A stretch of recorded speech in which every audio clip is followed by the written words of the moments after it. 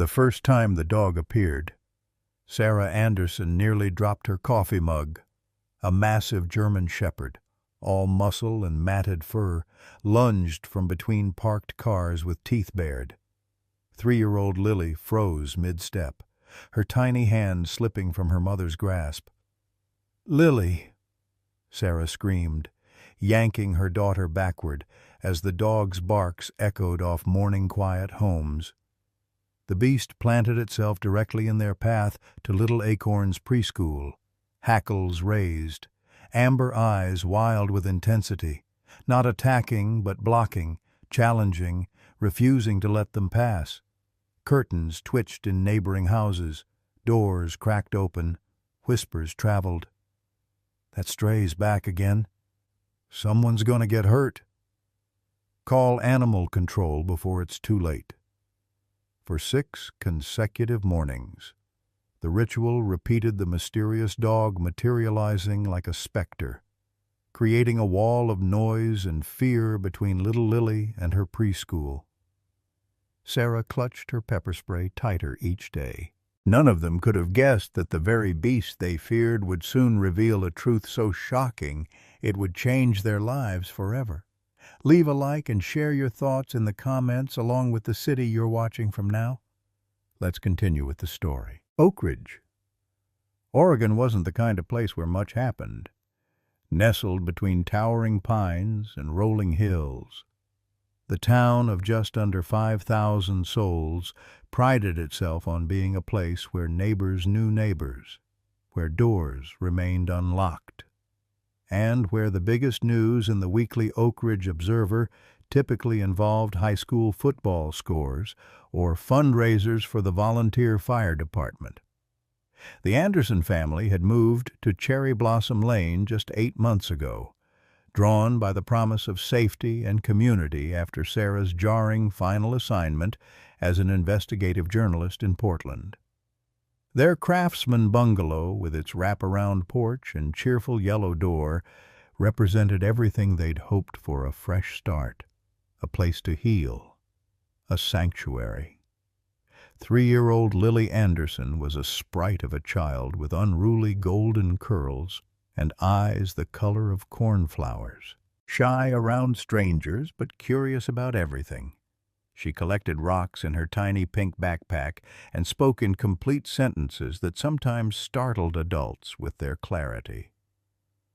Little Acorn's preschool was just 4 blocks away, close enough to walk on pleasant mornings, which had seemed like such a blessing until the dog appeared. Sarah Anderson, at 34, had already seen enough darkness to last a lifetime. Her work covering child abductions and trafficking had left invisible scars that sometimes woke her in the night, gasping and reaching for her daughter's bedroom door. These days she wrote freelance lifestyle pieces from her home office, trading hard-hitting exposés for articles about farmers markets and home organization. The change suited her just fine, or so she told herself. Thomas Anderson worked for the Oregon Wildlife Conservation Department, a gentle giant of a man whose patience with injured animals extended to every living thing. At 36, his beard was already showing traces of gray earned during years of fieldwork and, more recently, from the strain of watching his wife battle the demons of her former career. Next door lived Frank Sullivan, 72, a retired police officer whose gruff exterior hid a watchful gaze that missed nothing on Cherry Blossom Lane. His porch rocking chair gave him a perfect vantage point to observe the neighborhood, including the Anderson family and, more recently, the large German shepherd that had begun haunting their morning walks. What no one yet realized was how these lives would become entangled through the actions of a scarred, limping dog that appeared from nowhere, and a delivery driver named Jesse Reynolds, who smiled too widely when children were near. The second morning after the dog's first appearance, Sarah took precautions. She slipped a canister of pepper spray into her jacket pocket and left 10 minutes earlier than usual. hoping to avoid another confrontation. Lily skipped alongside her, chattering about the butterfly barrettes in her hair, blissfully unaware of her mother's tense vigilance. They made it halfway to Little Acorns when a low growl emerged from between the Sullivan and Mackenzie properties. Sarah's heart sank as the German shepherd materialized once again, this time positioning himself directly in their path on the sidewalk. His amber eyes locked not on Lily, but seemingly on the space around her. "Stay behind me, baby," Sarah whispered, pushing Lily gently back while fumbling for the pepper spray. The dog's bark exploded through the quiet morning, 3 sharp, commanding barks followed by a series of agitated yips. He paced back and forth across the sidewalk, effectively creating a barrier. "Shoo! Get out of here!" Sarah's voice trembled despite her attempt at authority. The dog didn't advance but refused to retreat, his barks growing more frantic when Sarah tried to step around him. "Is that beast bothering you again?" Frank Sullivan's voice called from his porch. The elderly man stood with a garden hose in hand, ready to spray. "Want me to scare him off?" Before Sarah could answer, the dog backed up several paces but continued barking, gaze darting between Lily and the surrounding area with unnerving intensity. "He's blocking our way to school," Sarah called back. Frank aimed the hose and sent a jet of water toward the dog, who dodged it easily but finally backed off enough for Sarah to hurry past, practically carrying Lily the rest of the way to preschool. "That dog needs to be dealt with," Mrs. Cooper, the preschool teacher, said when Sarah explained their tardiness. "I'll call animal control myself if it happens again. We can't have dangerous strays threatening our children." By the 3rd morning, word had spread through Cherry Blossom Lane. Thomas insisted on walking with them, carrying a baseball bat that he had no intention of using, but hoped would intimidate the animal. The dog appeared like clockwork, erupting from behind the Petersons' hedge with the same aggressive display. Thomas stepped forward, bat raised half-heartedly. "Get out of here! Boy, go on!" The dog held its ground, barking with such intensity that spittle flew from its jaws. Thomas noted something odd. The animal wasn't lunging toward them, but was perpetually looking beyond them, behind them, around them. "He's not actually trying to attack," Thomas muttered. "It's almost like he's warning us about something." "Don't you dare sympathize with it," Sarah hissed.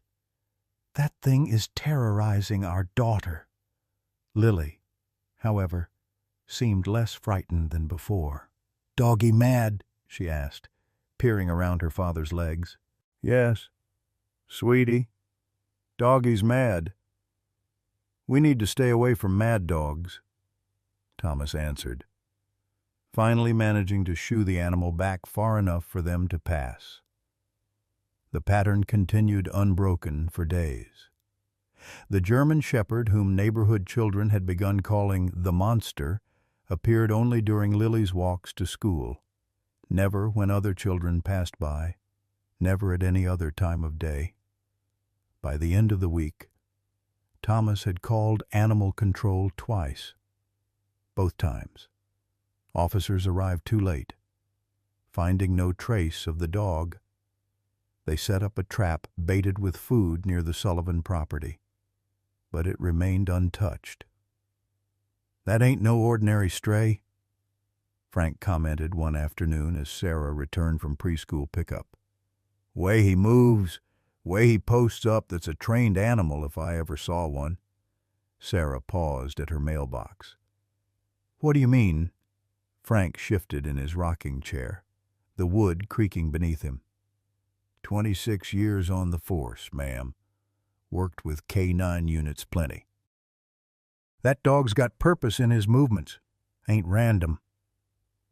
Sarah's journalistic instincts flickered to life.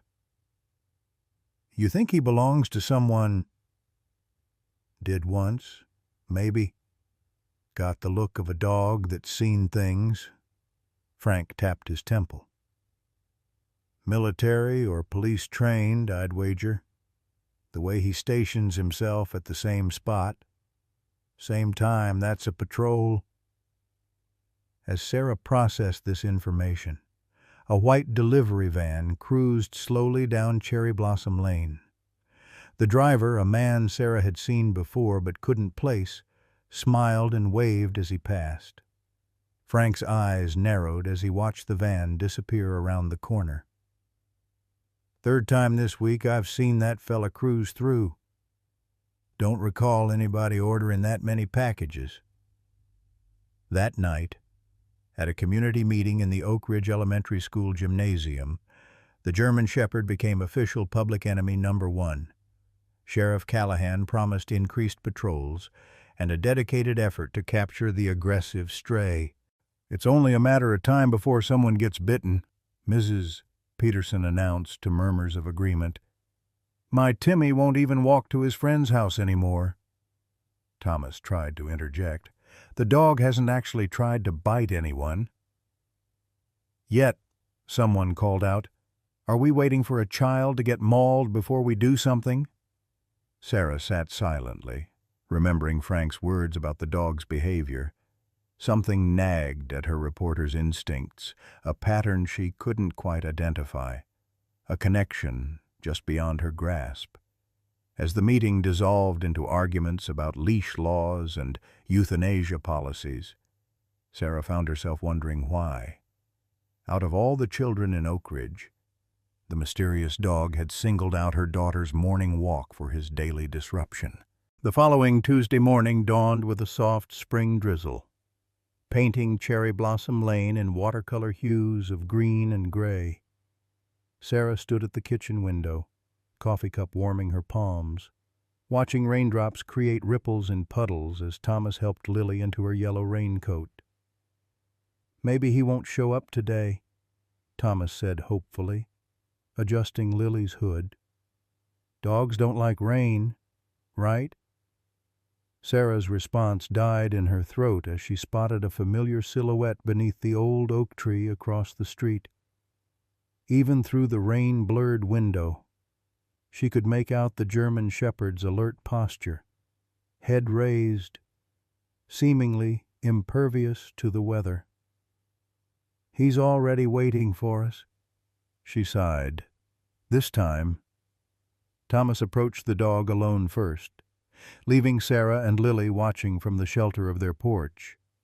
The German Shepherd's bark cut through the gentle patter of rainfall, but Thomas noticed something odd. The dog's aggressive display intensified when he tried to wave Thomas away, back toward the house, rather than when Thomas moved forward. "He's trying to keep us at the house," Thomas reported back, puzzled. "It's the strangest thing." After a tense standoff, they managed to circumvent the dog by cutting through the Hendersons' yard, taking a longer route to Little Acorns. Throughout the detour, Sarah felt the weight of the dog's gaze following them, his distant barking persistent until they turned the corner onto Maple Street. Later that afternoon, Sarah sat at her laptop, the half-finished article about Oak Ridge's spring garden tour forgotten as she typed "trained dog behavior protection" into a search engine. Page after page of information about guard dogs, service animals, and police K-9s filled her screen. She was so absorbed that she barely noticed Frank Sullivan standing at her open front door until he knocked on the frame. "Brought your mail," the old man said, extending a handful of envelopes.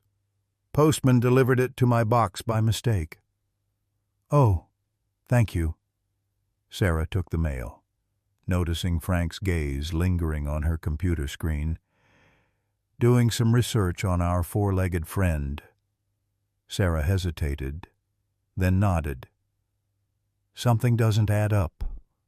Why only Lily?" Why only mornings? Frank's weathered face creased in thought. You know, in my day with the K9 unit, we had a dog Belgian Malinois named Rex who'd go crazy whenever he sensed something wrong. Couldn't always tell what he was alerting to, but he was never wrong. The comment lingered in Sarah's mind throughout dinner and into the evening as she tucked Lily into bed. She found herself returning to her computer, this time typing in Oak Ridge missing persons and Oregon child abductions. Old professional habits resurfaced as she cross-referenced cases, mapped patterns, and created timelines late into the night. The next morning, the community's patience had worn thin. Animal control officers arrived with special equipment, heavy-duty gloves, catch poles, and a reinforced transport cage. Sheriff Callahan himself supervised as they set up a perimeter around the area where the dog typically appeared. "We'll tranquilize if necessary," the sheriff informed Sarah and Thomas as they stood uncertainly on their porch.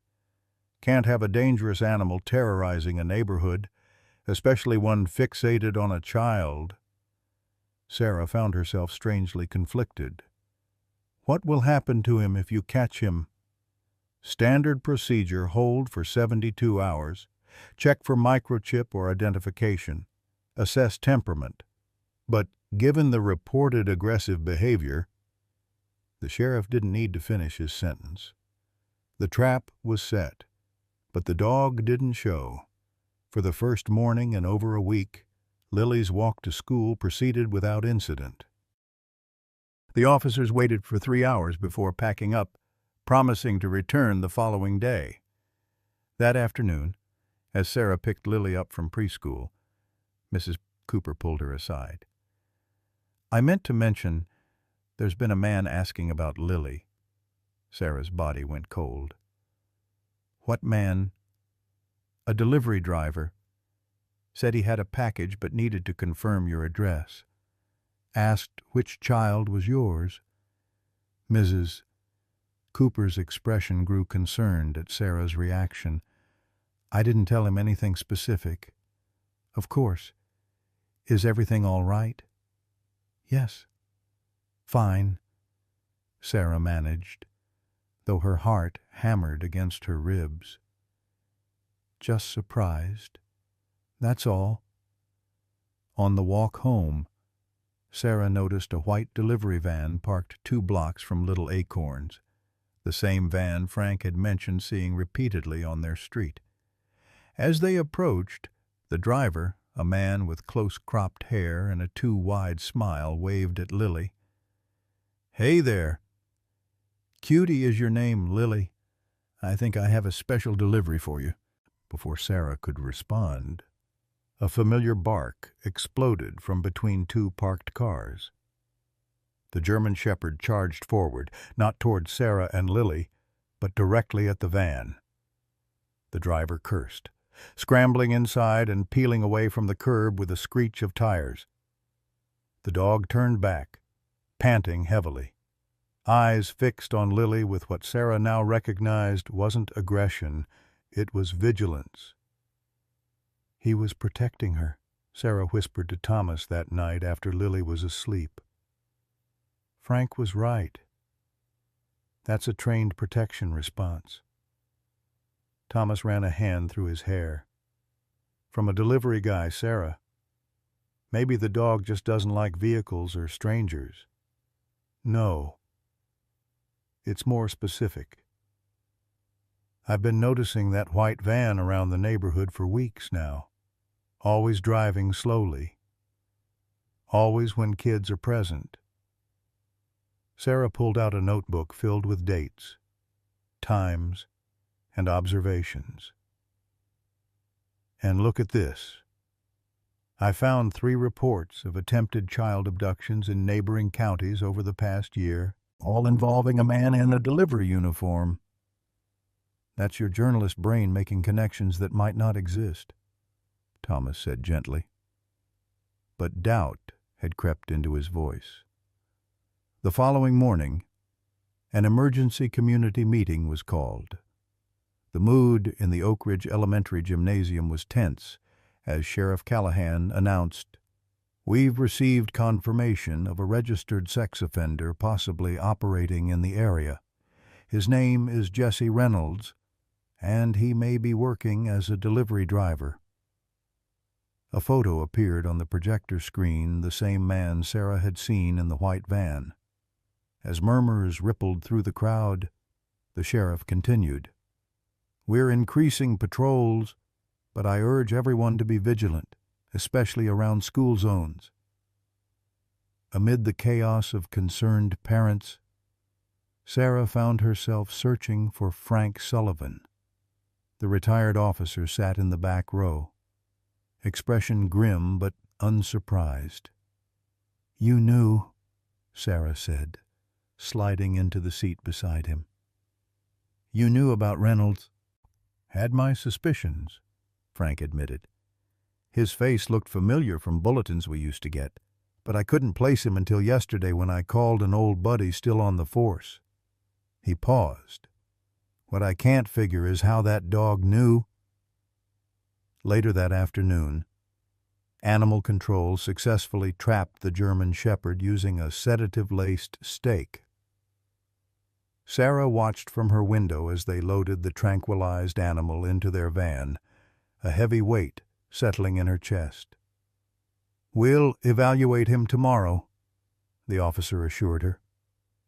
"But with his history of aggressive behavior, I wouldn't get your hopes up." That night, Sarah couldn't sleep. She sat at her kitchen table with a stack of research and a growing sense of unease.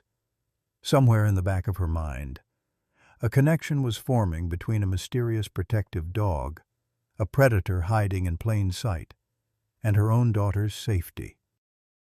The animal control facility sat on the outskirts of Oak Ridge, a low-slung concrete building surrounded by chain-link fencing and the occasional mournful howl. Sarah pulled into the nearly empty parking lot the next morning, surprising herself with her own determination. Thomas had raised his eyebrows when she announced her intention to check on the menace, as neighbors had taken to calling the German Shepherd. "I just need to see him," she'd explained, unable to articulate the growing suspicion that they'd all misunderstood the dog's behavior.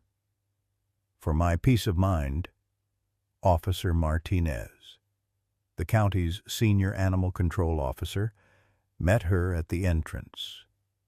"Mrs. Anderson, didn't expect to see you here. Most folks are celebrating that we caught him." "I'm not most folks," Sarah replied, following him through a door marked "Staff Only." "How is he?" "Strangest thing." Martinez led her down a corridor lined with kennels. Soon as the sedative wore off, he became a model citizen. No growling, no lunging. Took treats gentle as could be from my hand. They stopped before a kennel at the far end. Inside, the German Shepherd lay on a thin blanket, head raised alertly at their approach. Up close and contained. He looked different than Sarah had imagined, thinner, with a scar running along his muzzle and a patch of fur missing from his right flank.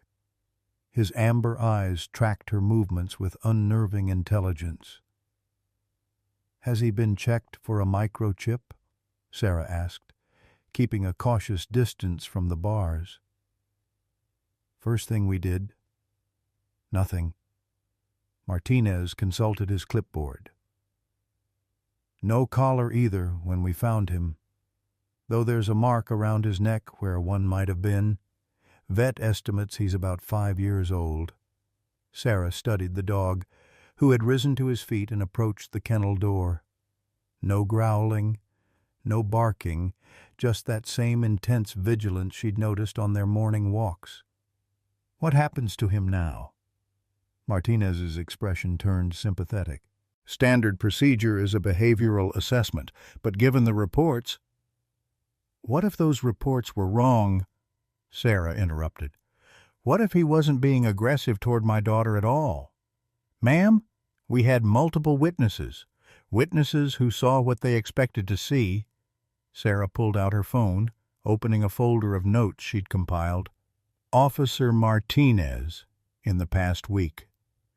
That dog only appeared when my daughter was walking to school. Never when other children passed by. Never at any other time of day. Martinez frowned. You're suggesting he specifically targeted your daughter? Not targeted, protected. Sarah scrolled through her notes. Frank Sullivan, our neighbor, retired K-9 officer, thinks he shows signs of professional training.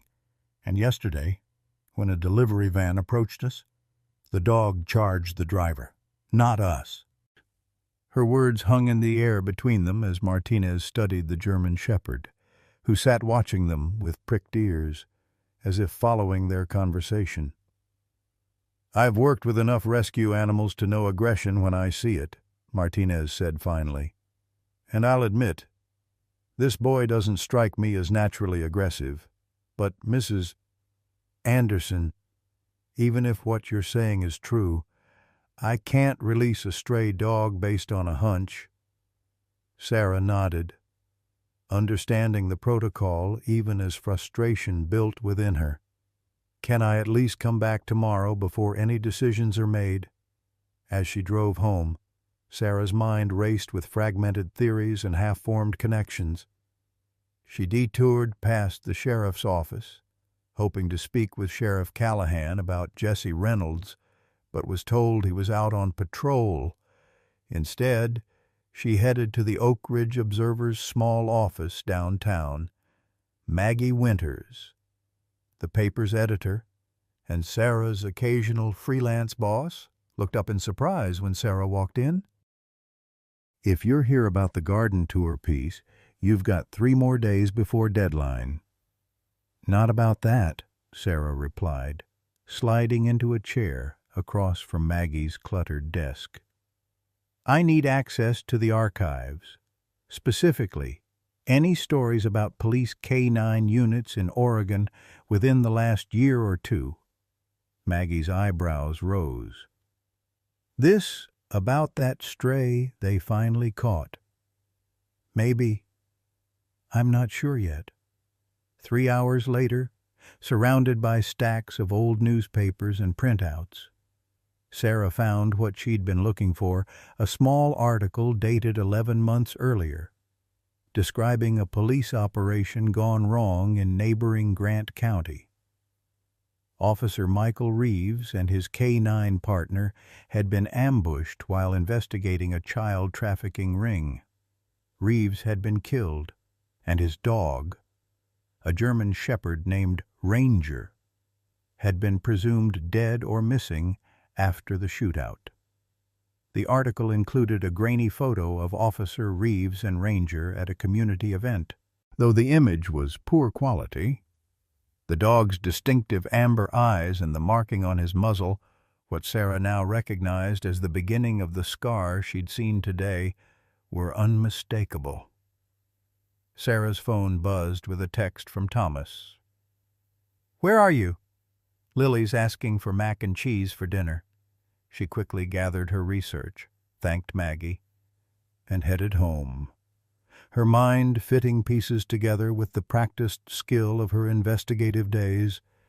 If the dog at Animal Control was indeed Ranger, trained to detect and prevent child abductions, and if Jesse Reynolds was part of the same trafficking network that had killed Ranger's handler, the implications made her press harder on the accelerator.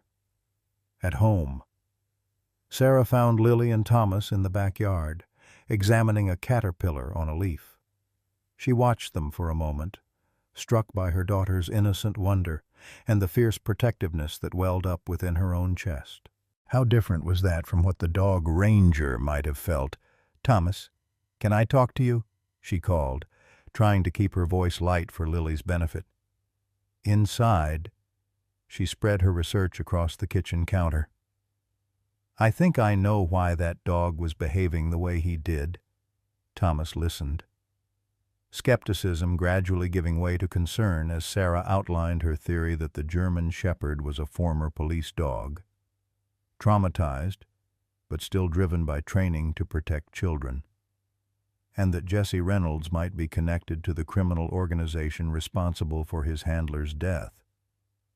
"It's a compelling narrative," Thomas admitted when she finished. "But Sarah, it's also exactly the kind of pattern finding your brain is wired to do as a journalist.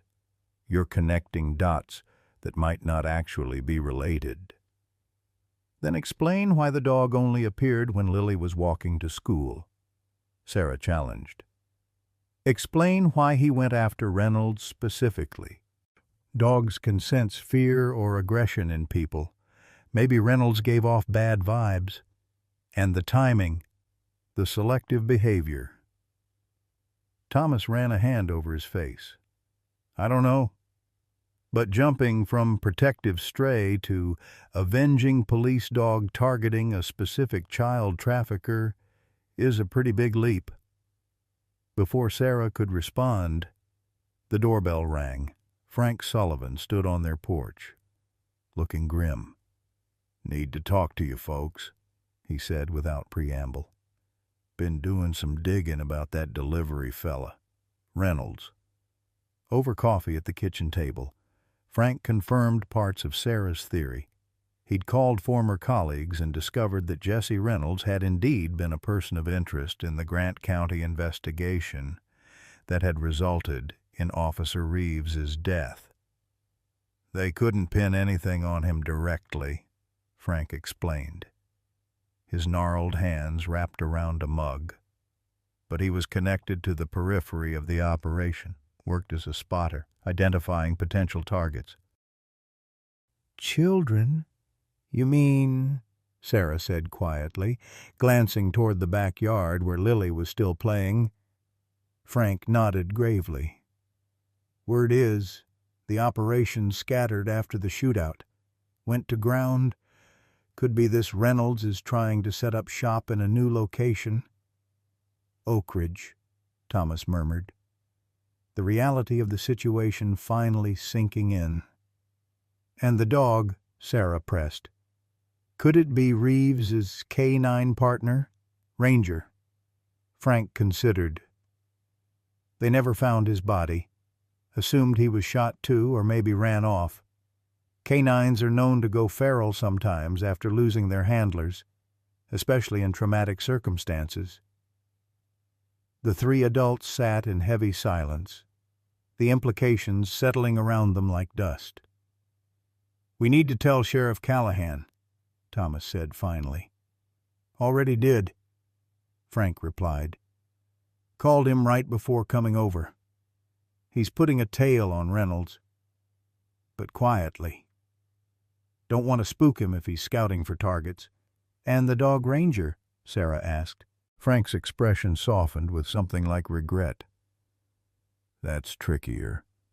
Without proof of identity, he's still just a stray that's shown aggression. They'll complete the assessment tomorrow, but they'll put him down," Thomas finished. That night, after Lily was asleep, Sarah and Thomas argued in hushed voices about what to do next. Thomas urged caution. Let the sheriff handle Reynolds.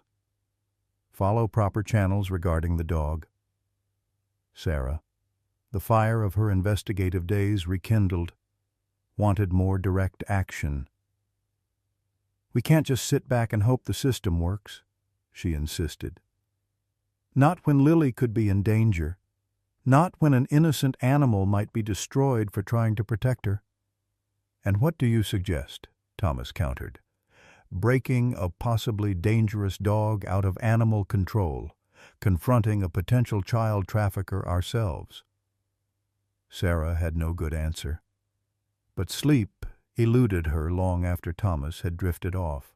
She sat at the kitchen table with her laptop, scouring news articles about Officer Reeves and Ranger, about trafficking operations in the Pacific Northwest, about the behavioral patterns of trained K-9s separated from their handlers. Around 2 a, M. She found another article, a human interest piece about Reeves and Ranger from 3 years earlier. According to the story, Ranger had been specifically trained in anti-trafficking operations, with a unique alert behavior when he detected someone watching or following a child, positioning himself between the child and the threat, creating noise and commotion to draw attention. Exactly what the dog had been doing with Lily. By morning, Sarah had a plan. She called Martinez at Animal Control before breakfast.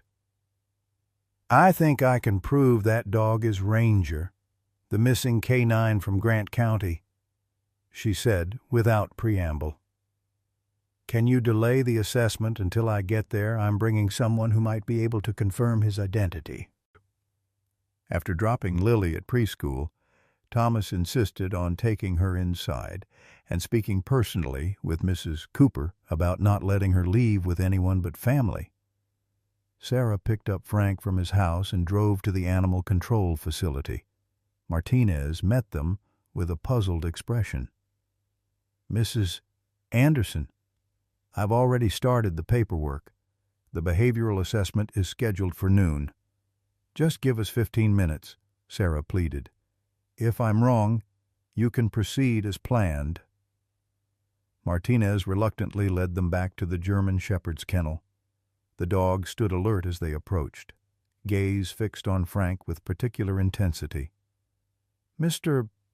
Sullivan here was a canine handler for 26 years, Sarah explained. "He knows the Grant County Canine Unit protocols."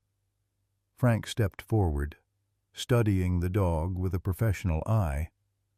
"Ranger was trained with specific command phrases and responses," he said. "If this is him, he'll remember them." Martinez looked skeptical but gestured for Frank to proceed. Frank cleared his throat and spoke in a clear, authoritative voice. "Ranger, position Alpha." The effect was immediate. The German Shepherd's posture transformed back straight, head high, ears forward in perfect attention stance. "Ranger, shield protocol." The dog moved to position himself between Frank and the imaginary threat, a low growl emanating from his throat. "Ranger, stand down." The dog immediately relaxed, sitting and looking expectantly at Frank. Frank turned to Martinez, triumph in his weathered face. "That's a Grant County K-9 unit, no doubt about it. Those are proprietary commands, not standard training." Martinez looked stunned. "I'll be damned. I'll call Sheriff Callahan right away. We'll need to verify with Grant County, but this changes things considerably." Sarah felt a wave of vindication, quickly followed by urgency. "What about Reynolds? Has there been any update?" "Not that I've heard," Martinez replied, reaching for his radio.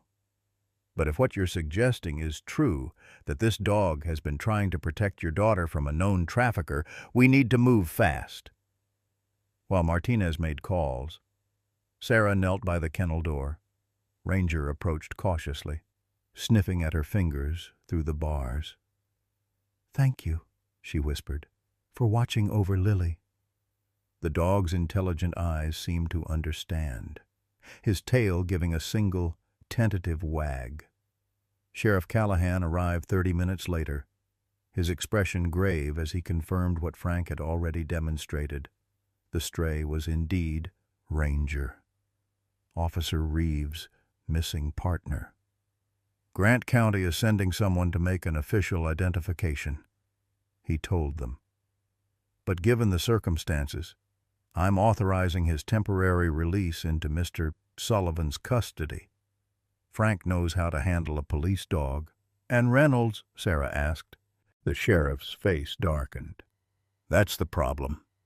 We had a deputy watching him, but he slipped away about an hour ago. Left his apartment with a duffel bag, took back roads to avoid being followed." A cold dread settled in Sarah's stomach. "He knows we're on to him." "Likely," Callahan agreed.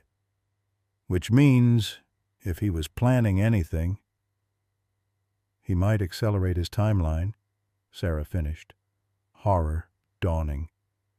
I need to get to Lily. Now. The drive to Little Acorns was tense, with Frank in the passenger seat and Ranger in the back, alert and watchful. Sarah's knuckles were white on the steering wheel as she tried Thomas's cell phone repeatedly, getting only voicemail. He must be in the field, she muttered. No reception. Sheriff's sending a unit to the preschool, Frank assured her, and putting out an APB on Reynolds and his van. As they pulled into Little Acorn's parking lot, Sarah's heart sank. Everything looked normal, children visible through the windows, playing, Mrs. Cooper at her desk, parents arriving for early pickup. But Thomas's truck was nowhere to be seen, and when Sarah rushed inside, Mrs. Cooper looked up in surprise. Sarah, I wasn't expecting you until 3. Where's Lily? Is she okay? Mrs. Cooper's expression shifted from confusion to concern. Lily, but Thomas called about an hour ago, saying you'd be picking her up early for a doctor's appointment. Said he was tied up at work. The world seemed to tilt beneath Sarah's feet. I didn't. Thomas didn't. Mrs. Cooper's face drained of color as she realized the implication. Oh, my God. Let me check the sign-out sheet. The signature on the sheet wasn't Thomas's. It wasn't anyone's real name. Just a scrawled parent that no one had thought to question. Who took her? Sarah's voice was barely a whisper. A man in a delivery uniform. Mrs. Cooper said, her voice shaking. He had a card with your name and address. Said he was your cousin, that you'd sent him because you were stuck in traffic. Outside, Ranger began barking furiously from the car. Frank burst through the door. White van just peeled out from behind the building. Ranger's going crazy. Sarah ran for her car, Frank right behind her. As she fumbled with her keys, Sheriff Callahan's cruiser screeched into the parking lot. Reynolds took Lily, Sarah gasped as the sheriff approached. Called the school pretending to be Thomas, then showed up in his delivery uniform. Callahan's face hardened as he grabbed his radio. All units, we have a child abduction in progress. Suspect Jesse Reynolds in a white delivery van. Last seen leaving Little Acorns preschool heading east. 3-year-old victim. Blonde hair. Wearing pink overalls. He turned to Sarah. We'll find her. Every officer in the county will be looking for that van. But as Sarah climbed into her car, her journalistic mind was already racing ahead. Reynolds wouldn't use main roads now. He'd take back ways. Forest Service roads, heading for county lines where jurisdiction got complicated. Frank, she said as she started the engine. Does Ranger still have his tracking training? Frank looked at the German shepherd, who stood rigid in the back seat, nose working furiously. If he's got a scent, he can follow it. But we'd need something of Lily's. Mrs. Cooper appeared at the car window, holding a small pink sweater. She left this yesterday. Will it help? Frank took the sweater and held it to Ranger's nose. The dog inhaled deeply, then let out a sharp, determined bark. That's his alert, Frank said. He's got the scent. As Sarah pulled out of the parking lot, she glanced in the rearview mirror at Ranger. The dog that had terrified her just days ago now represented her daughter's best hope. His amber eyes met hers briefly, and in that moment, Sarah felt a connection to protectors, bound by love for a little girl in danger. Find her, Ranger, she whispered. Please find her. Sarah's sedan raced down Oak Ridge's back roads, tires spitting gravel as she navigated curves with reckless determination. In the passenger seat, Frank clutched the dashboard with one hand while keeping the other on Ranger, who stood alert in the back, nose working frantically through the cracked window. "Take a right at the fork," Frank directed, interpreting Ranger's body language. "He's picking up something stronger this way." The paved road gave way to packed dirt as they entered the densely wooded area that separated Oak Ridge from neighboring Pineville. Sarah's mind cycled through terrifying scenarios, each worse than the last. How far could Reynolds get before someone spotted the van? What would he do when he realized law enforcement was after him? What had he already done to Lily? "She must be so scared," Sarah whispered, more to herself than to Frank. "Kids are resilient," Frank replied, his voice gentler than she'd ever heard it. "And we're not far behind." "Ranger's getting more excited. The scent is fresh." The German shepherd confirmed this with a sharp, insistent bark, his entire body quivering with purpose. Sarah pressed harder on the accelerator, the car fishtailing slightly on the unpaved surface. Her phone rang through the car's speakers. "Sheriff Callahan. We've got a report of a white van parked behind the old Sawyer Mill," he said without preamble. "Deputy Morales is 3 minutes out. I'm 5 minutes behind him. Where are you?" "Heading east on Forest Service Road 22, Sarah replied, heart hammering against her ribs. "The mill can't be more than a mile from here." "Sarah, listen to me." Callahan's voice turned stern. "Do not approach the van yourself. Pull over and wait for my deputy." Frank met Sarah's eyes. Understanding passing between them, neither had any intention of stopping, not with Lily so close. "Of course, Sheriff," Sarah lied, already calculating the quickest route to the abandoned mill. "We'll wait for backup." She ended the call before Callahan could press further. "Take the next left," Frank instructed. "There's an access road that'll bring us to the backside of the mill. Used to patrol out there when kids would break into party." The road was little more than a trail, branches scraping against the car's sides as Sarah navigated between trees. Ranger grew increasingly agitated, whining and pacing in the confined space. "He's got her scent strong now," Frank said, reaching back to steady the dog. "Remember, Reynolds is likely armed and definitely dangerous. We stay back, assess the situation, wait for Callahan if possible." Sarah nodded mechanically. Though a primal part of her brain, the mother part, was prepared to charge into hell itself to reach her daughter. The dilapidated Sawyer Mill came into view through the trees, its weathered facade standing stark against the afternoon sky. Sarah cut the engine 100 yards back, concealing the car behind a stand of pines. In the sudden silence, Ranger's low growl seemed thunderous. "There's the van," Frank whispered, pointing to a white vehicle partially visible behind the mill's loading dock. "No movement that I can see." Sarah reached for her door handle, but Frank's hand shot out to stop her. "Wait, we do this smart." From his jacket, the retired officer produced a small revolver. "Standard issue. Never turned it in when I retired. Figured there might come a day." Sarah's eyes widened. "You can't just 40 years in law enforcement, Mrs. Anderson. I know how to handle a firearm and when to use it." Frank's weathered face was solemn. "But you stay behind me. And if I say run, you run. Clear?" She nodded reluctantly.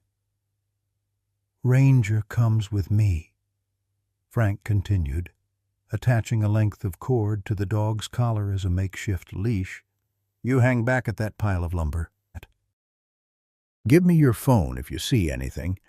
Call Callahan. No heroics." They moved silently through the underbrush toward the mill, Ranger leading with practiced stealth that belied his size.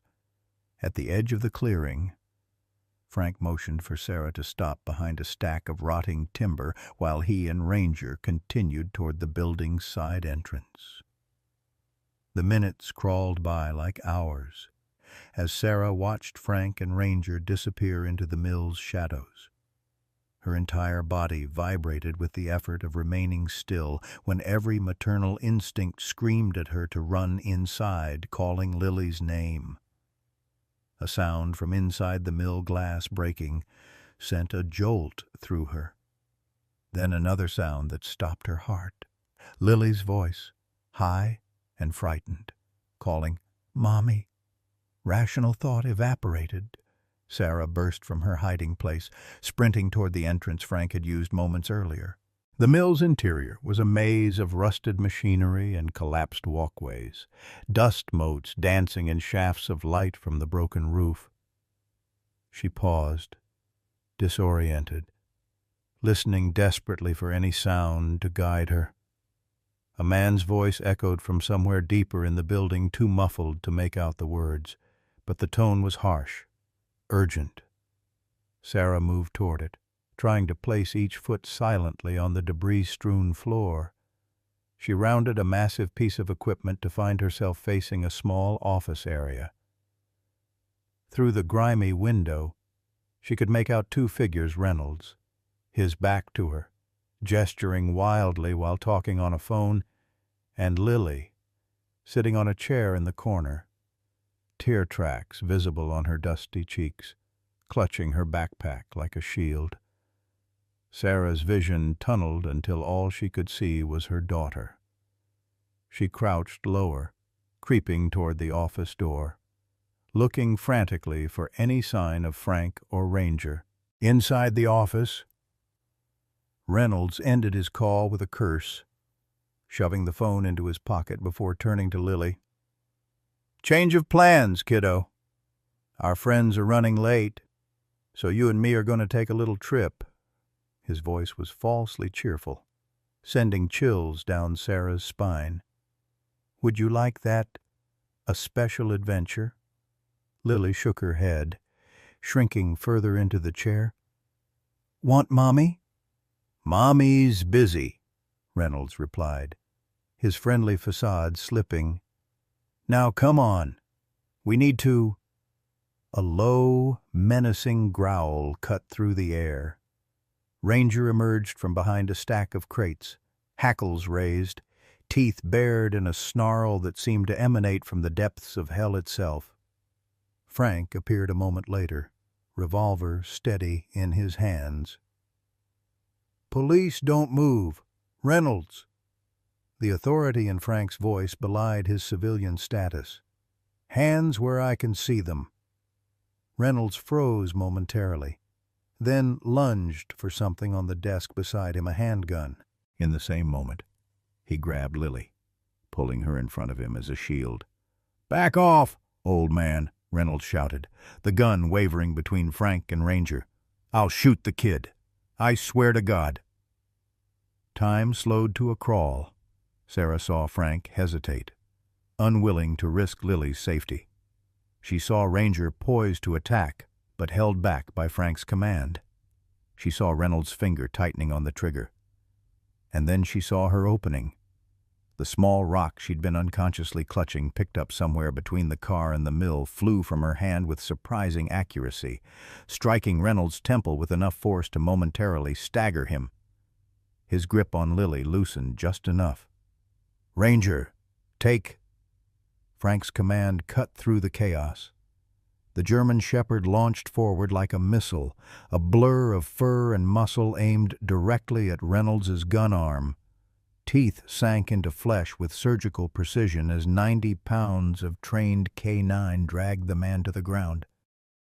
Sarah burst into the room, scooping Lily into her arms and retreating to the far corner as Frank advanced, weapon trained on Reynolds, who was screaming in pain beneath Ranger's powerful jaws. "Ranger, hold!" Frank commanded, and the dog froze, maintaining his grip without inflicting further damage. Outside, sirens wailed in the distance, growing louder by the second. "Mommy!"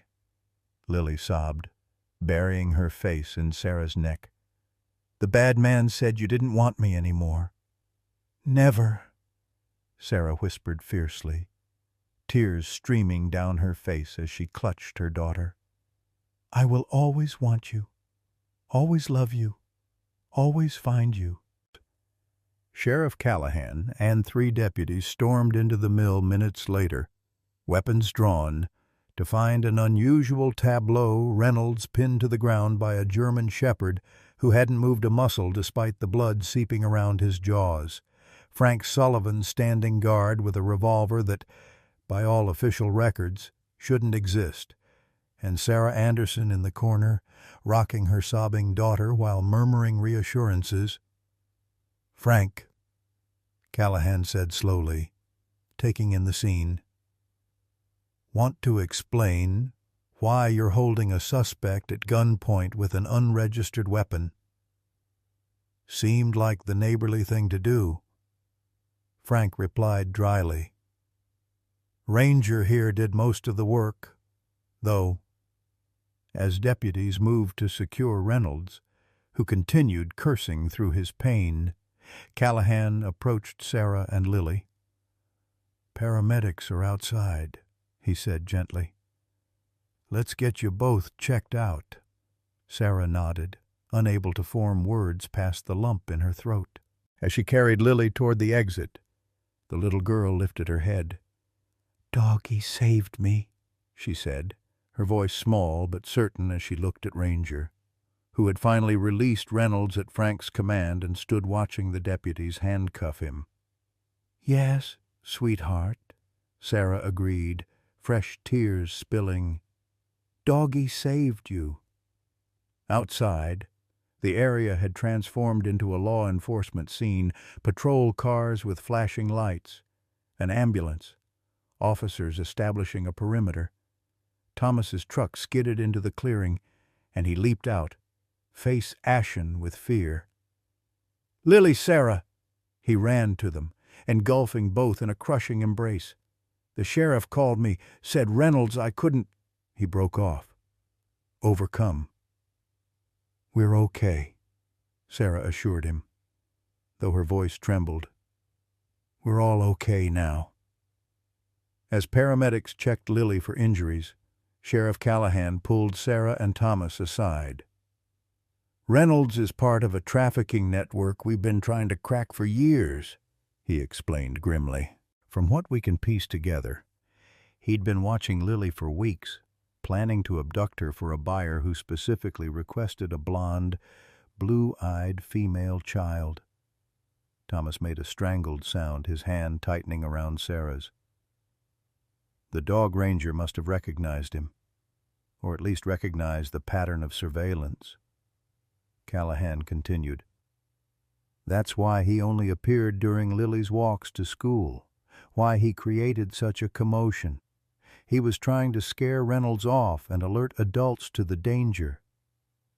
Sarah looked over to where Frank sat on the ambulance's bumper, one hand resting on Ranger's head while a paramedic examined a cut on his arm. "What happens to Ranger now?" she asked. "Officially, he's property of the Grant County Sheriff's Department," Callahan replied. "They'll be sending someone to retrieve him tomorrow." The thought of Ranger being taken away, this dog who had risked everything to protect her child, who had persisted despite being feared and misunderstood, struck Sarah as unbearably wrong. "There has to be something we can do," she insisted. "He saved Lily's life." Thomas, who had been quiet until now, spoke up. What if we adopted him? I work with the wildlife department. I could get certified as a handler for retired canines. We'd give him a good home." Callahan looked thoughtful. "I can make some calls. Speak to Grant County, given the circumstances. They might be open to a special arrangement." As the afternoon sun began its descent behind the pines, casting long shadows across the mill clearing, the adrenaline that had sustained Sarah began to ebb. The full weight of what had almost happened, what had been prevented by a dog everyone had misunderstood, settled on her shoulders. She walked over to where Frank sat with Ranger, Lily trailing behind her, unwilling to let her mother out of sight. "Thank you," she said simply to Frank. "I don't know how we can ever repay you." The old man's weathered face creased in a rare smile. "Seeing that little girl safe is payment enough." He glanced down at Ranger, who was watching Lily with the same attentive gaze he'd had on their morning walks. "Besides, I think someone else deserves most of the credit." Lily approached Ranger cautiously, stopping just beyond reach. The German shepherd remained perfectly still, his amber eyes gentle as they regarded the child he'd risked everything to protect. "Can I pet the doggy now?" Lily asked. Looking to her mother for permission, Sarah nodded, her throat too tight for words. With the solemn care of a child who understands she's in the presence of something special, Lily reached out and gently patted Ranger's head. The dog's tail swept once across the ground, a measured, dignified acknowledgement.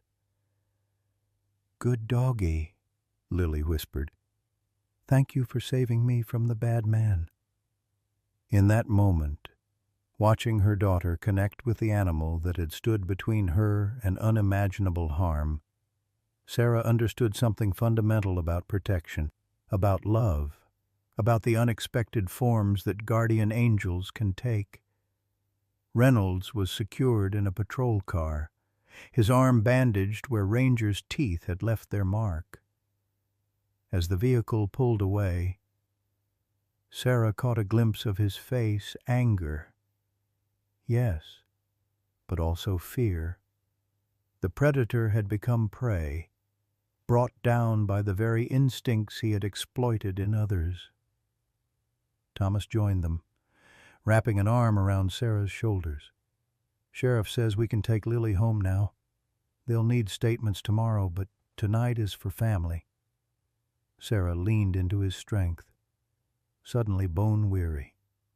"All of us," she said, looking meaningfully at Ranger. "I'm not leaving him in a kennel tonight." Thomas nodded. "I already asked. Callahan says as long as Frank vouches for his behavior, Ranger can come home with us until Grant County makes their decision." As they prepared to leave, Frank knelt beside Ranger, cupping the dog's scarred face in his gnarled hands. "You did good, boy," he said softly. "Your handler would be proud." The German shepherd pressed his muzzle briefly into Frank's palm, a goodbye, or perhaps a thank you, before turning to follow Sarah, Thomas, and Lily to their car. In the golden light of late afternoon, they drove home a family forever changed, accompanied by the most unlikely of heroes. In the back seat, Lily's small hand rested trustingly on Ranger's fur as she drifted into exhausted sleep. Sarah caught Thomas's eye, a world of understanding passing between them. The dog that had terrified them, that had seemed to threaten their child, had in fact been her most devoted protector all along. Sometimes, Sarah thought, watching the gentle rise and fall of her daughter's chest, safety comes in unexpected forms. And sometimes what we fear most is exactly what we need to save us. Night descended on the Anderson home, bringing with it a stillness that felt both foreign and necessary after the day's chaos. Lily, exhausted by trauma and emotion, had fallen asleep on the living room couch, refusing to be separated from Ranger, who lay vigilant on the floor beside her. The German shepherd's eyes tracked every movement in the room, his posture alert, even in rest. Sarah sat at the kitchen table, hands wrapped around a mug of tea gone cold, watching Thomas speak in hushed tones with Sheriff Callahan on the porch. Through the window, she could see the patrol car stationed at the curb, a precaution. Callahan had said, though Reynolds was in custody, there might be others in the network still at large. The reality of what had nearly happened kept hitting her in waves. Lily in that abandoned mill, Lily in Reynolds' hands, Lily being taken away to disappear forever into a nightmare Sarah had once reported on but never fully comprehended until this moment. When Thomas finally came inside, his face was drawn with fatigue and lingering fear. "Sheriff says they're questioning Reynolds now," he reported, sinking into a chair across from Sarah. "He's not talking yet, but they found evidence in the van zip ties, duct tape, a burner phone with contacts they believe are connected to the trafficking ring." Sarah closed her eyes briefly, another wave of nausea washing over her. "And Lily, what did the doctor say?" "Physically, she's fine. No injuries beyond a few scratches from the mill." Thomas reached across the table for Sarah's hand. "Emotionally, Dr. Bennett says there will likely be nightmares, anxiety, fear of separation. She's recommended a child psychologist who specializes in trauma." Sarah nodded mechanically. The clinical terms felt inadequate to describe what her daughter had experienced, what they had all experienced. Her gaze drifted to the living room, where Lily's small form rose and fell with steady breaths beneath a quilt Thomas's mother had made. "And Ranger?" she asked. Thomas's expression softened slightly. "Callahan spoke with Grant County.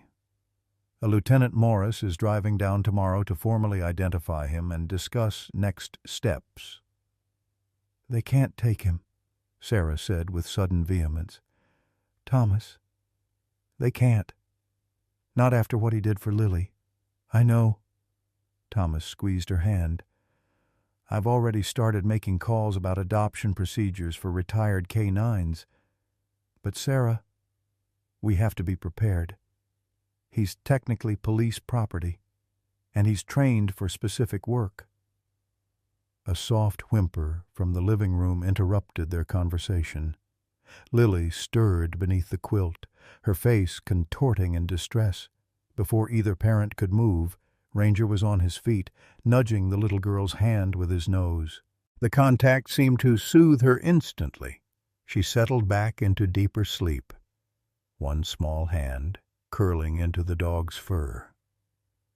Thomas and Sarah watched the interaction in silent wonder.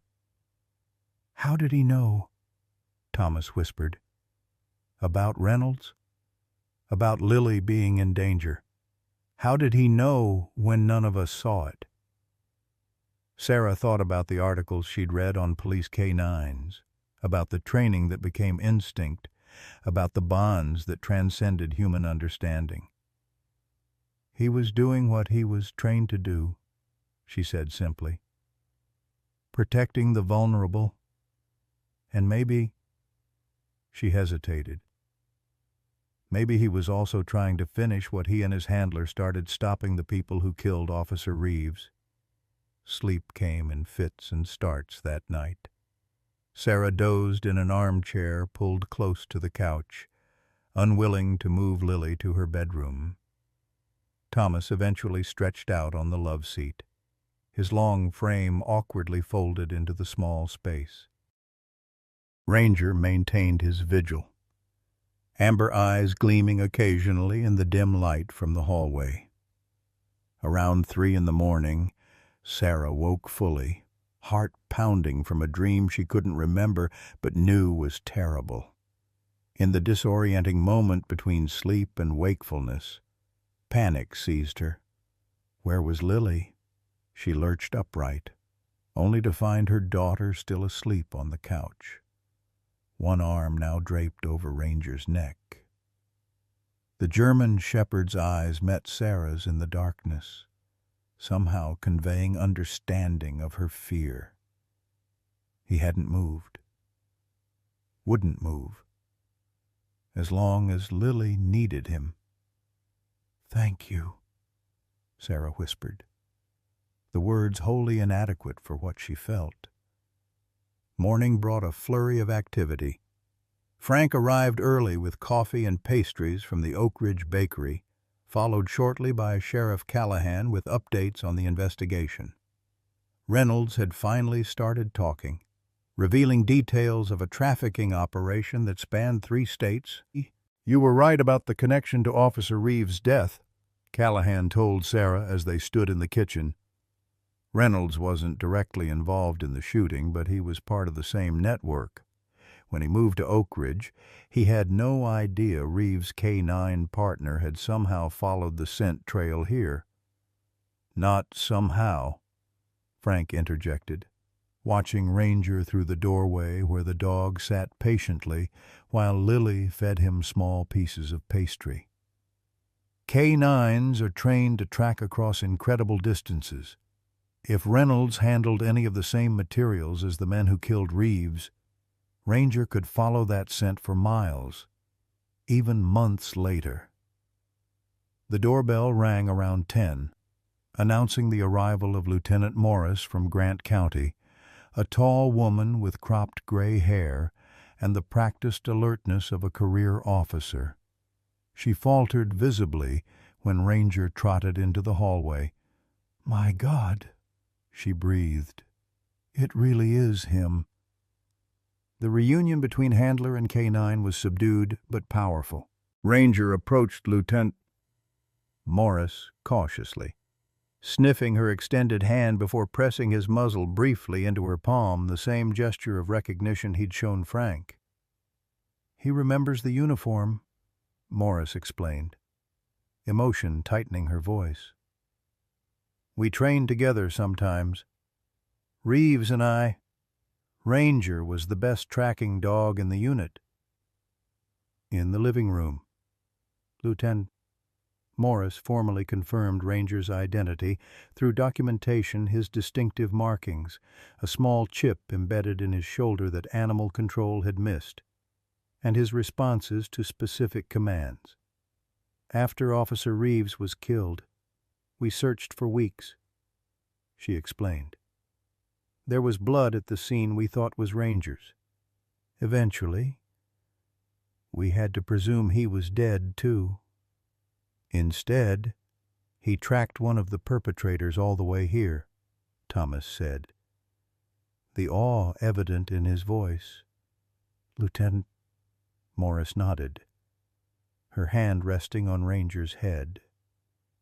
"These dogs, people don't understand what they're capable of, the depth of their training and instinct." She looked at Lily, who was watching the proceedings with solemn attention from Sarah's lap. "When he recognized the threat to your daughter, his training kicked in.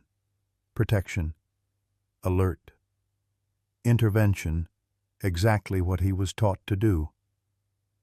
The question hung unspoken in the air. What would happen to Ranger now, Lieutenant? Morris addressed it directly. "Officially, Ranger remains property of the Grant County Sheriff's Department." She paused, her expression softening. "Unofficially, a K-9 who's been through what he has, who's been separated from his handler and surviving on his own for nearly a year. The protocol would be retirement and adoption to a suitable home." Hope flickered in Sarah's chest. "And what constitutes a suitable home?" Typically, the handler's family gets first option, Morris replied. But Officer Reeves had no family. After that, it would be another officer or a certified handler. She studied Thomas thoughtfully. Sheriff Callahan mentioned you work for wildlife conservation, have experience with animal behavior. Thomas nodded. I've worked with tracking dogs in search and rescue operations, though not as a primary handler. And you're willing to get certified. Take the necessary training. Absolutely, Thomas and Sarah responded in unison.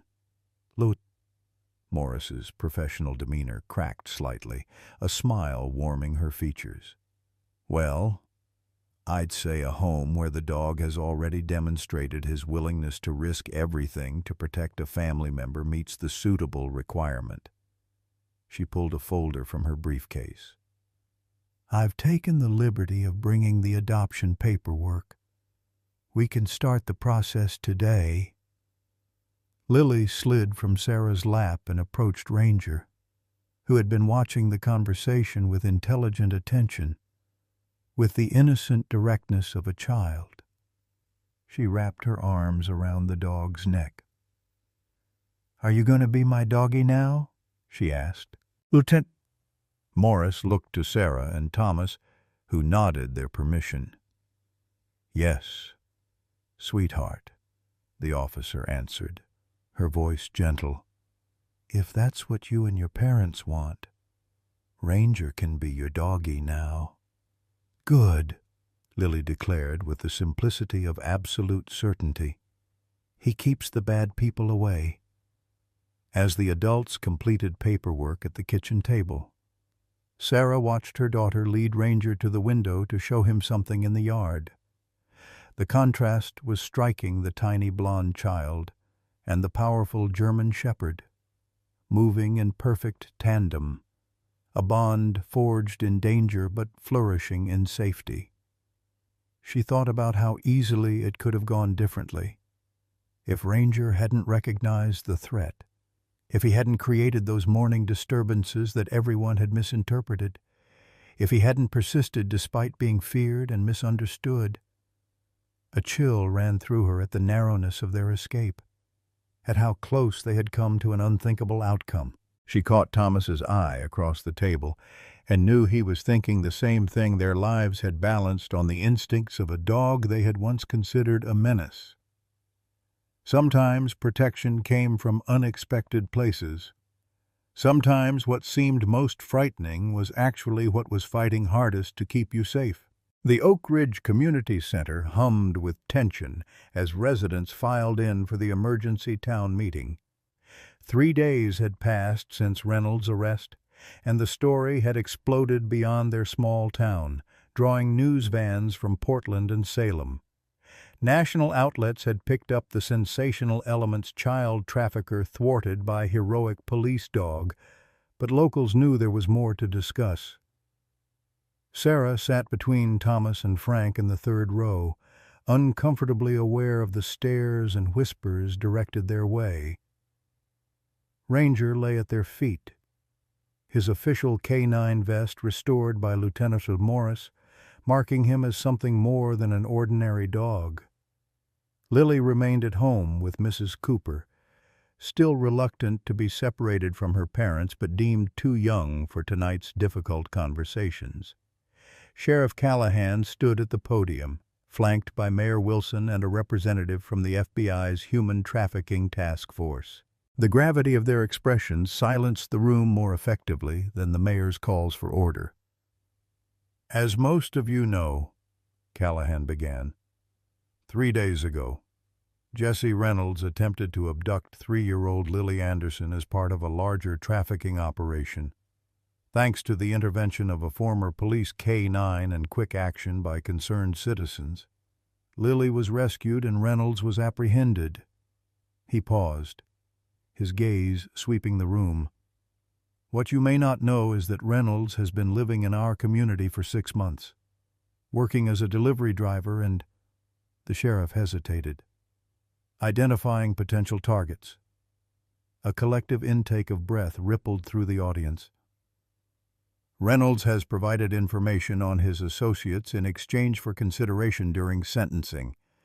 Based on his testimony, the FBI has conducted raids in 3 states, rescuing 7 children and arresting 12 individuals connected to the trafficking ring. Sarah closed her eyes briefly, remembering the articles she'd written years ago, the statistics that had seemed abstract until now, the faces of parents she'd interviewed who had never gotten their children back. 7 children saved, 7 families spared the fate that had nearly been theirs. The FBI agent stepped forward, a slim woman with tired eyes and a voice hardened by years confronting human darkness. Reynolds was what we call a spotter, she explained. His job was to identify vulnerable targets, establish patterns, and create opportunities for abduction. The organization he worked for specializes in providing children to wealthy international buyers with specific requests. Thomas's hand found Sarah's, squeezing so tightly it almost hurt. What's particularly disturbing in this case, the agent continued, is that Reynolds selected the Anderson child not because she was especially vulnerable in the traditional sense, no family problems, no neglect, no easy access, but precisely because she matched specific physical criteria requested by a buyer. Murmurs rippled through the crowd as parents instinctively moved closer to their children. Blonde hair, blue eyes, approximately 3 years old. The agent listed clinically.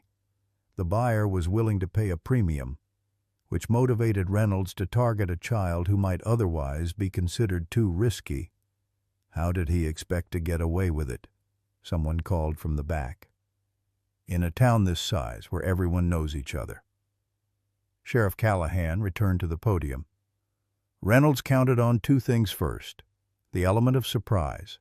Most abductions occur within a narrow window of opportunity.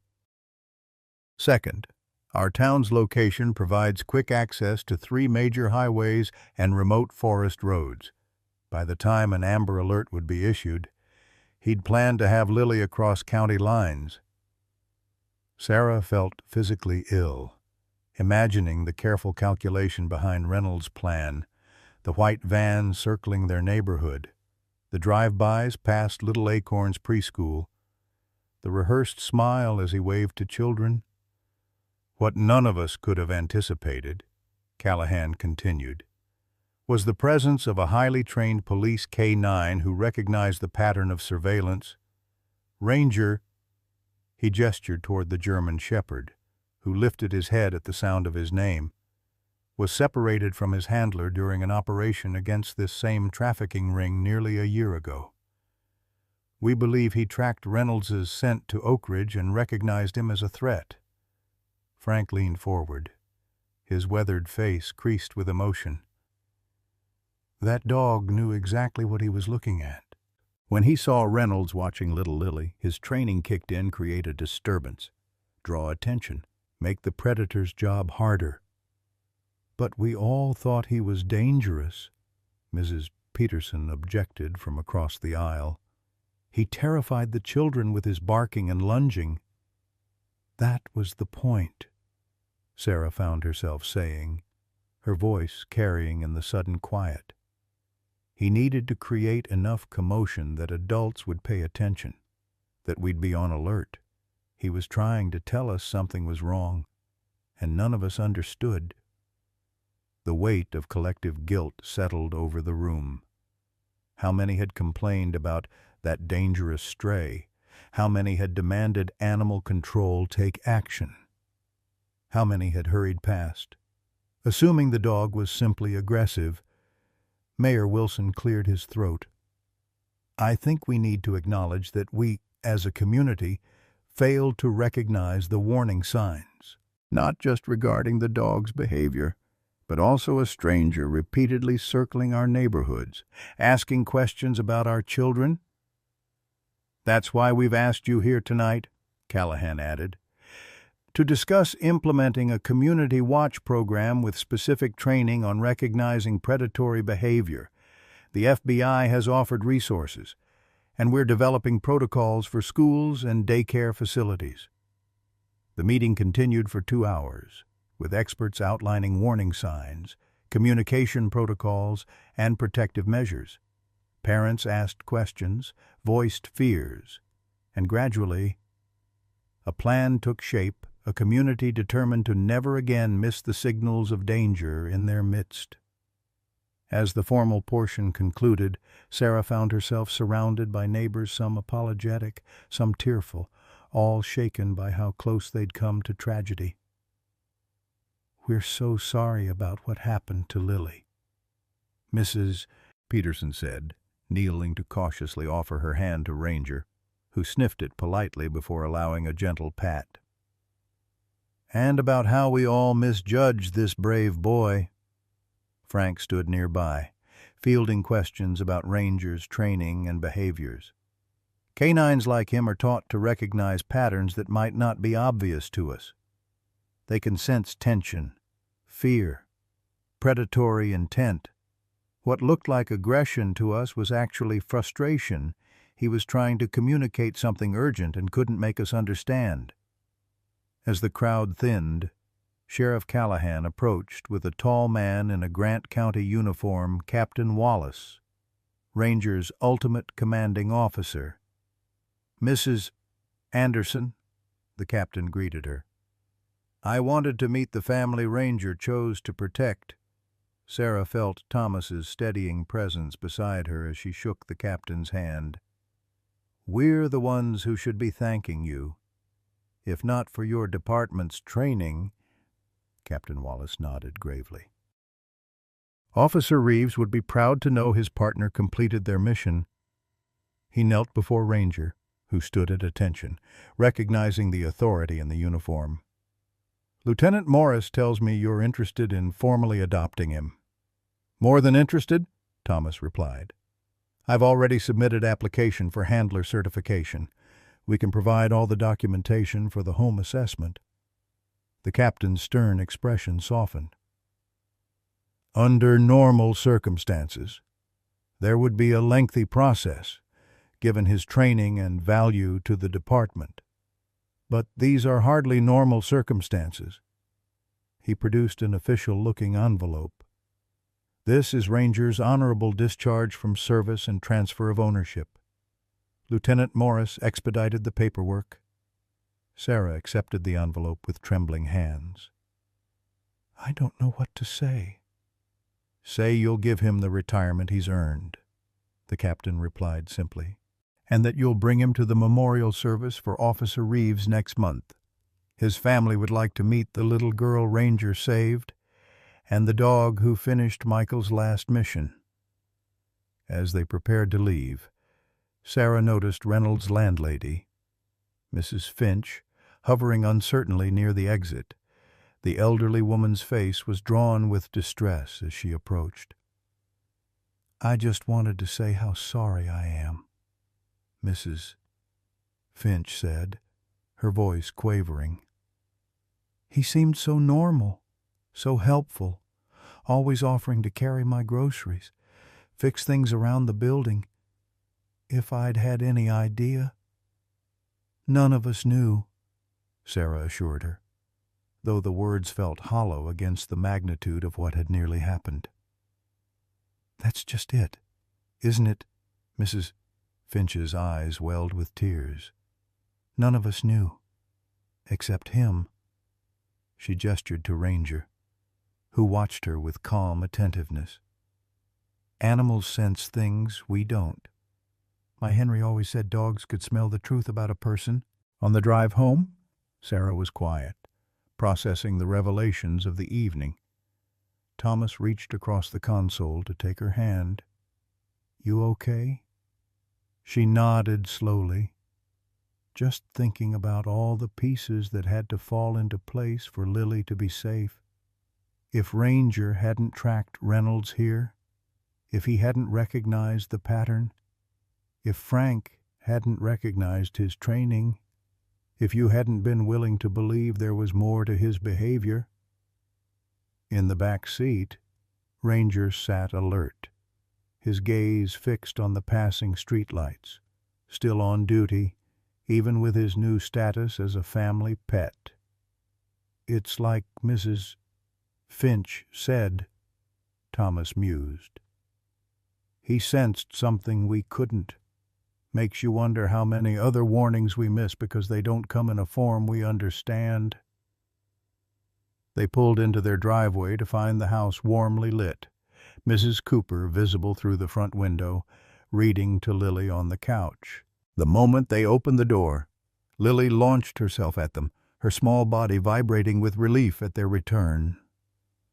"Ranger, too," she exclaimed, wrapping her arms around the dog's neck as soon as he entered. "Did they say he can stay forever and ever?" Sarah knelt beside her daughter, holding up the envelope. "Yes, sweetheart. Ranger is officially part of our family now." As if understanding the significance of the moment, Ranger gently licked Lily's cheek, eliciting a giggle that seemed to chase away the last shadows of fear in the room. Later, after Lily was tucked into bed with Ranger lying vigilant on the floor beside her, Sarah stood in the doorway watching them. The contrast between her daughter's vulnerability and the dog's protective strength created a lump in her throat. "He won't leave her side," Thomas whispered, joining her. "Not tonight. Probably not for a long time." "Good," Sarah replied softly. "Because I don't think I could either." As they turned to leave, Sarah cast one last glance at the unlikely guardian who had recognized a predator when everyone else saw only a normal man, who had created chaos when what they needed most was to be warned, who had been feared and misunderstood while trying desperately to protect.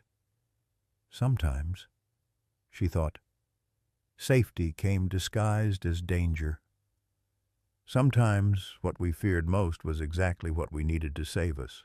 3 months later, Cherry Blossom Lane bloomed with actual cherry blossoms, their pale pink petals drifting across freshly mowed lawns. Summer approached with lengthening days and the promise of warmth after Oregon's long, damp spring. Outside the Anderson home, Thomas installed a sturdy fence around their backyard, not to keep Ranger in, but to create a secure space where Lily could play freely under the dog's watchful eye. "Perfect timing," Frank called from his porch across the street, raising a glass of lemonade in salute. "School's out next week, isn't it?" Thomas straightened, wiping sweat from his brow. "Friday's her last day at Little Acorns. Sarah's already planning a summer of backyard camping and kiddie pool adventures." The transformation of their neighborhood had been subtle but significant. Neighbors who once hurried past with suspicious glances now stopped to chat. Children who had feared the monster dog now asked permission to pet Ranger, who endured their attention with dignified patience. The newly established Community Watch program had installed signs at each entrance to the subdivision, and residents took turns walking designated routes during peak hours when children were coming and going from school. Inside the Anderson home, more profound changes had taken root. The doorbell rang precisely at 3 o'clock. Dr. Eleanor Bennett, the child psychologist who had been working with Lily since the abduction attempt. Right on time, Sarah greeted her, stepping back to allow the warm-eyed woman into their home. "Lily's in the backyard with Ranger." "I'll get her." "Actually," Dr. Bennett said, setting down her leather satchel, "I'd like to observe them together first, if that's all right. Their interaction tells me a lot about Lily's progress." Through the kitchen window, they watched as Lily carefully arranged stuffed animals in a circle on a blanket, instructing Ranger on his role in what appeared to be an elaborate tea party. The German shepherd sat with perfect posture, amber eyes tracking every movement, alert even in play. His vigilance has decreased somewhat, Dr. Bennett noted professionally. Less hypervigilance, more appropriate watchfulness. That's good progress. Thomas's training with him has helped, Sarah explained. The certification course taught us how to help him transition from working dog to family pet, though Frank says he'll never fully lose his protective instincts. Dr. Bennett smiled. With what he's been through, I wouldn't expect him to. But learning to distinguish between genuine threats and normal situations is important for both Lily and Ranger. After observing for several minutes, Dr. Bennett joined Lily in the yard for their weekly session. What had begun as play therapy to process trauma had evolved into conversations about safety, emotions, and resilience. Sarah marveled at her daughter's progress. The nightmares had decreased from nightly to occasional, the separation anxiety gradually easing. Thomas returned from his fence building to find Sarah at her laptop in the home office, surrounded by notes and research materials. "Working on the book?" he asked, careful not to drip sweat on her papers. Sarah nodded, gesturing to the screen where an outline took shape. "The warning we missed how a former police dog saved a child and exposed a trafficking network. The publisher thinks it could help other communities recognize the warning signs we overlooked." The article Sarah had written about their experience had gone viral within days of publication, leading to interview requests from national media and eventually a book deal. She had initially hesitated, protective of Lily's privacy, but the opportunity to help other families, to potentially save other children, had ultimately convinced her. "Frank called this morning," Thomas said, lowering his voice though Lily was still outside. "Reynolds' sentencing is next week, 15 to 20 years, with the possibility of additional charges as they uncover more evidence from the wider network." Sarah closed her eyes briefly, a complex mixture of emotions washing over her. Justice felt incomplete, inadequate against the magnitude of what Reynolds and his associates had done, had planned to do. But it was something accountability, consequences, prevention of further harm. When Dr. Bennett's session ended, Lily bounded into the house with Ranger at her heels, her cheeks flushed with excitement. "Doctor, Ellie says I'm being very brave," she announced, climbing onto a kitchen stool. "And Ranger was brave, too. We're going to get ice cream to celebrate Sarah met Dr." Bennett's eyes over Lily's head, receiving a subtle nod of confirmation. "We've been working on positive associations with Lily's experiences," the psychologist explained as they prepared to leave for their promised ice cream. Acknowledging the fear while emphasizing the successful outcome, she was afraid. But she was rescued.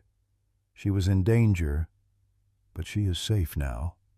"And Ranger helps with that," Sarah observed, watching as Lily carefully fastened the special harness that identified the German shepherd as a support animal when they went out in public. "Immensely," Dr. Bennett confirmed. "He's a living reminder that protection exists, that safety won. Every time she feels anxious and he responds with calm vigilance, it reinforces that message." At Oak Ridge Creamery, heads turned as they entered not with suspicion as they once might have, but with recognition and respect. Ranger's story had made him something of a local celebrity, his distinguished gray muzzle and alert posture instantly recognizable.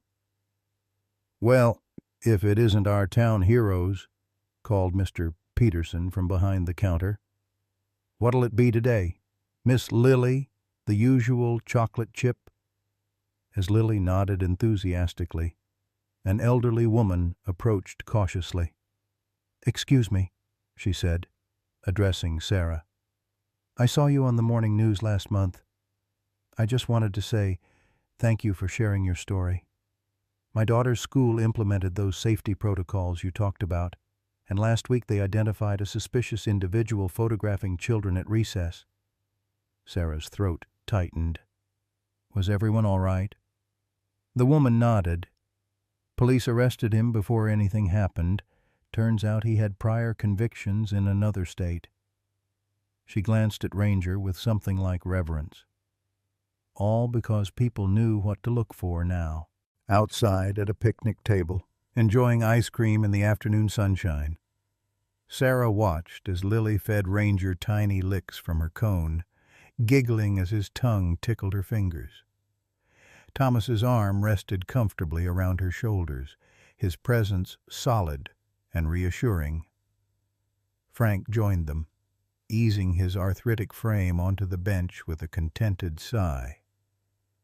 "Fine day," he observed, accepting the cup of vanilla Sarah had ordered for him.